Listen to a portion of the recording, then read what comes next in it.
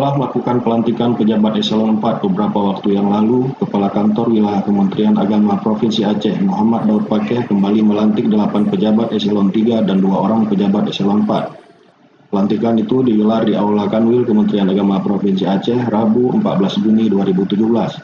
Adapun pejabat eselon 3 yang dilantik antara lain Dr. Andes Haji Ajhari, Kepala Bidang Penais Jawa Kanwil Kemenak Aceh, Dr. Andes Haji Zulkifli Idris MPD, Kepala Kantor Kementerian Agama Kabupaten Biren, Haji Salamina MA, Kepala Kantor Kementerian Agama Aceh Utara, Dr. Andes Haji Mai Yusri, Kepala Kantor Kementerian Agama Gayo Lues, Dr. Andes Haji Hasan Basri MM, Kepala Kantor Kementerian Agama Aceh Tamiang, Khairul Azhar SAG MA, Kepala Kantor Kementerian Agama Kabupaten Aceh Barat, Haji Salman SPD MPD, Kepala Kantor Kementerian Agama Kabupaten Sebelu, Dr. Andes Haji Boy Haki, Kepala Kantor Kementerian Agama Kota Los Mame.